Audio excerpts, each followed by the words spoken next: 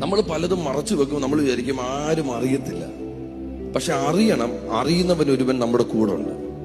നമ്മൾ എത്ര മറച്ചു വെച്ചാലും നമ്മുടെ ലംഘനങ്ങൾ മറച്ചു വെക്കുന്നവന് ശുഭം വരികയില്ല. അത് ഏറ്റു പറഞ്ഞ് ഉപേക്ഷിക്കുന്നവന് എന്ത് ലഭിക്കും? പറ, കരുണ ലഭിക്കും. ഒരൊറ്റ വാക്കിൽ പറഞ്ഞാൽ നിങ്ങൾക്ക് അകത്ത് കയറാം.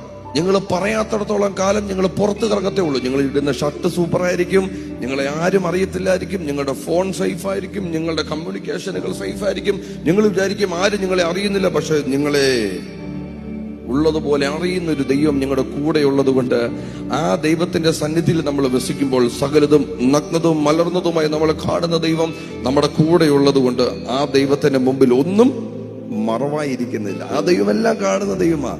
അപ്പൊ ആ ദൈവത്തിന്റെ അടുക്കിലേക്ക് വരുമ്പം ഒരൊറ്റ ഓപ്ഷനേ നമ്മുടെ മുമ്പിലുള്ളൂ, ഒരൊറ്റ ചോയ്സേ ഉള്ളൂ. അപ്പാ എന്ന് പറഞ്ഞ് കരഞ്ഞു നിലവിളിക്കാം. ആ ഒരു ചോയ്സിൽ അകത്ത് കയറിയാൽ നിങ്ങളുടെ ജീവിതം അത്ഭുതമാക്കി മാറ്റാൻ ദൈവത്തിന് കഴിയും. അവിടെ കൊണ്ട് ജീവിതം കഴിയത്തില്ല, അവിടെ കൊണ്ട് ജീവിതം തുടങ്ങത്തേ ഉള്ളൂ. അതാണ് ഫ്രഷ്, റിന്യൂ.